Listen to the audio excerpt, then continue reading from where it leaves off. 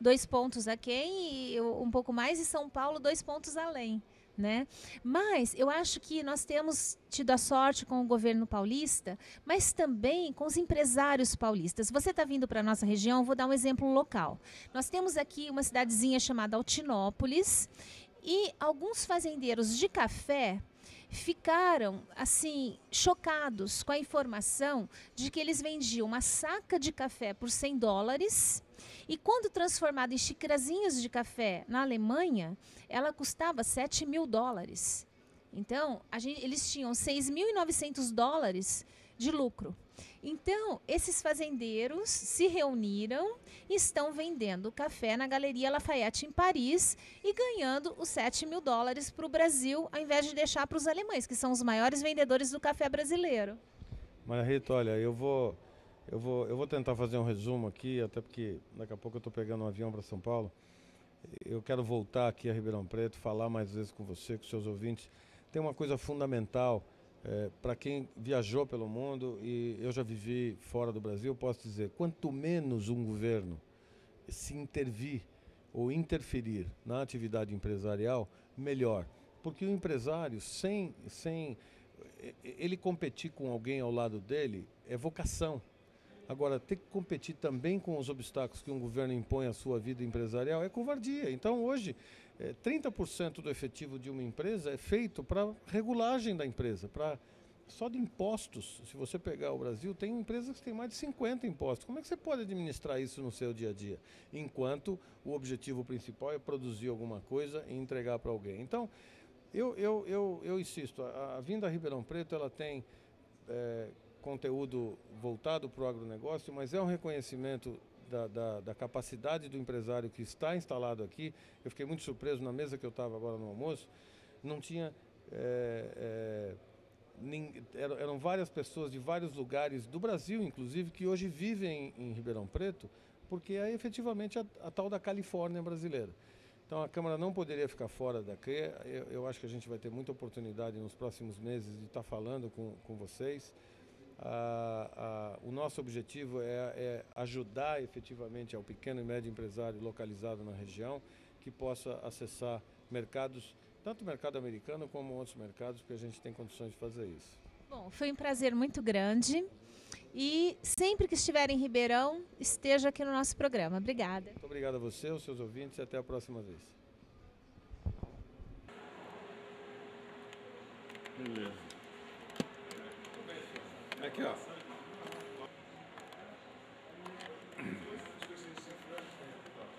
Olha lá.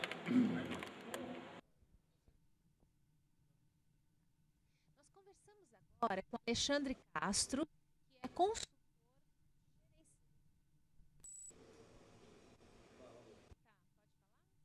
Está conversando com ele ali, você sabe? Ou não? Vamos lá. Olá, nós conversamos agora com Alexandre Castro, que é consultor de gerenciamento de riscos. Bom, eu gostaria de dizer que você é muito bem-vindo e começar explicando o seu negócio. O que faz um consultor de gerenciamento de riscos? Maria Rita, a Carolo Consulting é uma consultoria, como você disse, em gerenciamento de risco financeiro, muito focada em gerenciamento de risco de mercado. O que é isso, né? A gente pode dizer que isso é um trabalho que visa montar cenários, né, e entender como é que variáveis de mercado como taxas de juros, câmbio, commodities, PIB, inflação, afetam o resultado da empresa ou a variável que você queira medir, como liquidez, dividendos ou qualquer outra variável, né? Basicamente, você analisa o macro, o microambiente e desenha algumas possibilidades de cenário. Seria isso? Exato. A gente parte para a análise do mapeamento dos riscos, não só na tesouraria da empresa, que é uma área onde acontecem aí as operações financeiras específicas, mas também em toda a cadeia de valor da empresa, né? Então, deixa eu cortar só um pouquinho. E quem são seus principais clientes? Na Rita, hoje nós estamos trabalhando com a Votorantim, celulose e papel, o Grupo Andrade Gutierrez, a Manco, que é uma empresa de turbosistemas, e por aí vai. Esses são os projetos mais importantes que estão acontecendo hoje.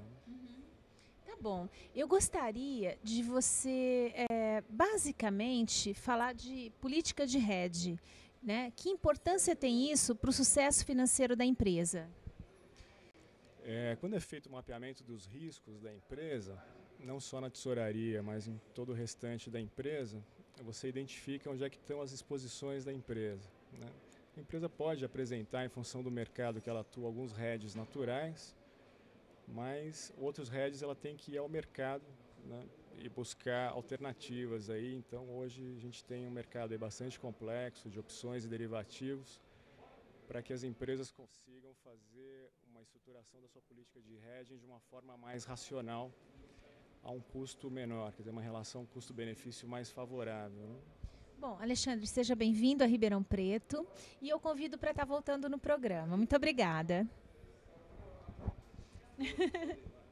Tá. Bom, nós falávamos então de diferentes cenários que podem influir no risco financeiro de uma operação, né?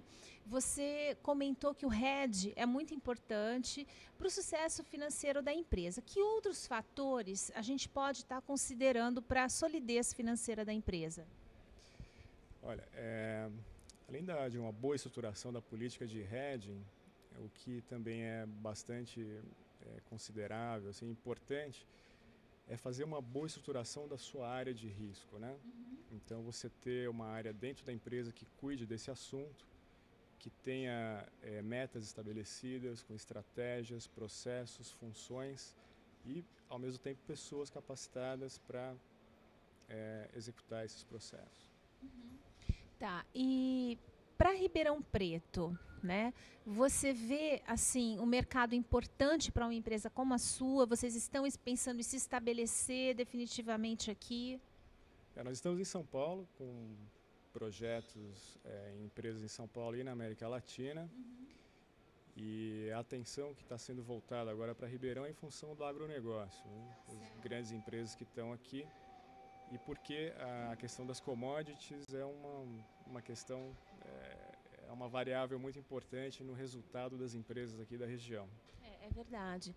Bom, recentemente, cobrindo o evento da AmCham, estava aqui um banco da Filadélfia oferecendo empréstimos com juros de 8% ao ano, em dólar, logicamente, né?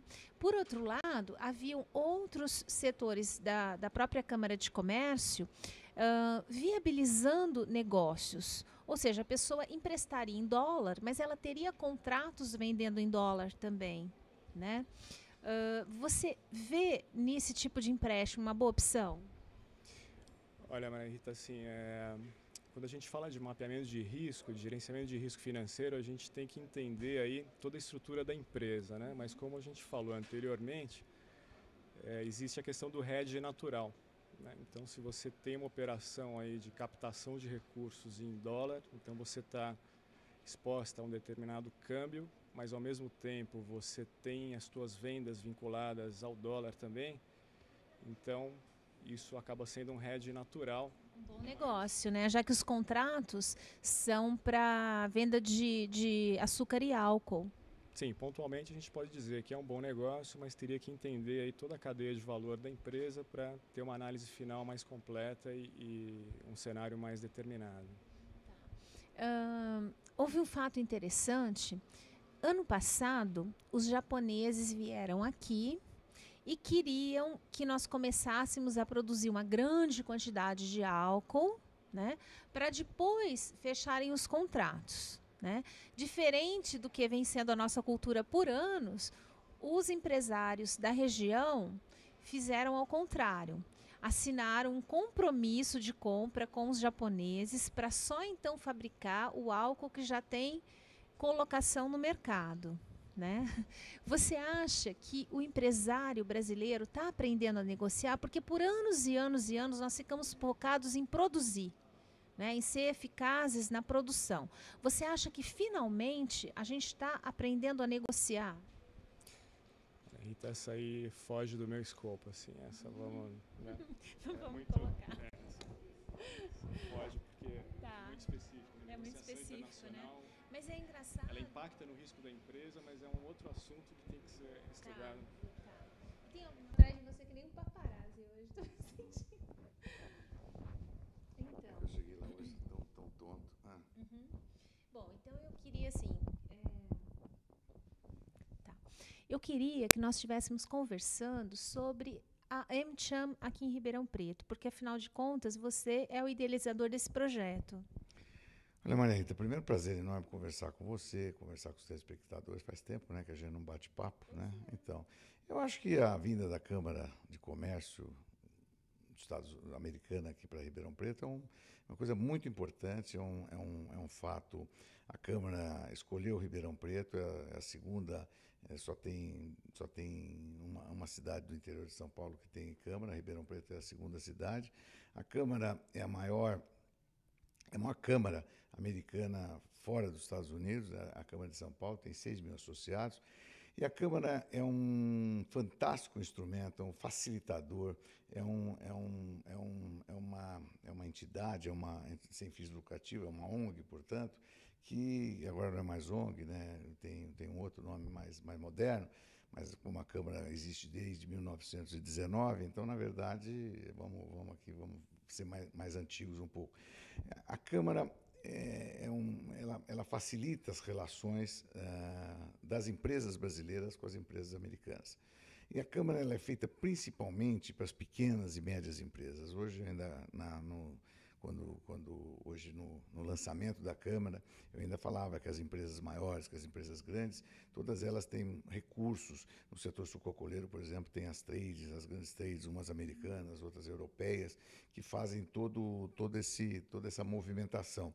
E o pequeno e médio é que às vezes não tem acesso, às vezes não tem conhecimento, e a Câmara pode ser o veículo que ele pode usar para isso. Então, eu acho que isso é muito importante, que os pequenos e médios empresários da região, né, porque não é Ribeirão Preto, é a região toda, se filiem à Câmara.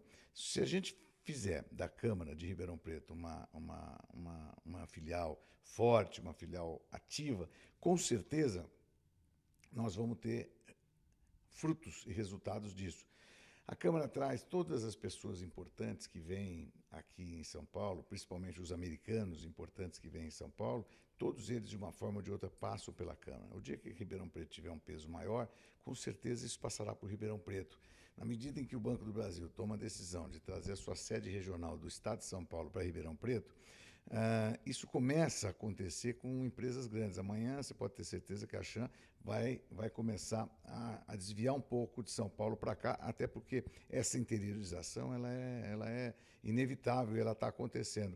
Então, eu acho que você está fazendo um trabalho muito de cidadania ao divulgar, ao mostrar as vantagens da Câmara. Você tem todos aqueles slides, toda aquela apresentação que o Arthur fez lá na apresentação. Aquilo é importante para você ir lançando isso devagarzinho e dando flashes do quais as efetivas vantagens da Câmara para aquele que se associa. É verdade. E eu acho importante a gente quebrar esse paradigma e mostrar que é para as pequenas. Até porque o Brasil representa 1% do comércio americano e isso não é bom para os Estados Unidos, porque é adequado para um país que ele tenha dividido por vários países as suas relações comerciais. Então, os Estados Unidos têm procurado incentivar. Há pouco tempo, eles estiveram aqui com 7 representantes de 7 estados americanos, inclusive oferecendo empréstimos, né, a juros bem mais baixos do que os nossos, né? E também para quem está pretendendo investir nos Estados Unidos, está montando um centro de distribuição, eles ajudam a prospectar esses negócios. Em termos, eles ajudam, sem dúvida nenhuma, né? Quando eles vêm para cá, eles vêm porque tem outros interesses sempre por trás dessas coisas todas, mas é efetivo. A Câmara, sim. A Câmara, o objetivo dela e a função dela é incrementar o comércio entre Brasil e Estados Unidos, entre Estados Unidos e Brasil.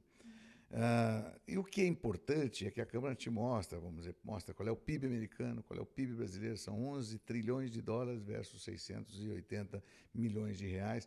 Então mostra, principalmente para a juventude, principalmente para as pessoas mais jovens, mostra quanto nós temos por fazer. Quer dizer, é uma coisa extraordinária a perspectiva que um país como o Brasil tem, desde que a gente fique sério, desde que a gente faça as coisas melhor, desde que politicamente a gente seja mais adequado, desde que administrativamente a gente seja mais adequado. Então, o Brasil tem um campo enorme, e a Câmara te mostra isso. Então, vale a pena até as pessoas irem à Câmara até para assistir uma apresentação do que a Câmara faz.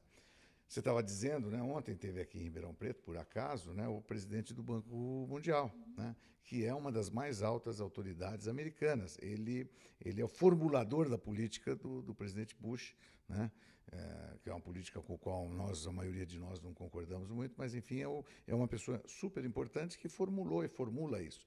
Então, você viu a importância que o governo brasileiro deu para a visita do presidente do Banco Mundial. Por quê? Porque o Banco Mundial é o grande emprestador de dinheiro para o poder público. Uhum. E o BNDES, que é maior, eu sempre brinco, né? Veio aqui o Paul, não sei o quê, e o Guido Mantega, né? E o BNDES, que é muito maior do que o Banco Mundial, você vê que não tem essa mesma receptividade por parte das próprias autoridades brasileiras. E que é um outro problema nosso, nós sempre valorizamos o externo, né? E quem sabe com a ACHAN, que é a Câmara Americana, até por conta disso a gente consiga atrair mais gente, porque parece até que é uma representação americana que não é, são brasileiros, pessoas que gostariam de ver o Brasil andando melhor, andando mais rápido, né? No Brasil tem 1,5, 1,2, né, para ser mais preciso, do comércio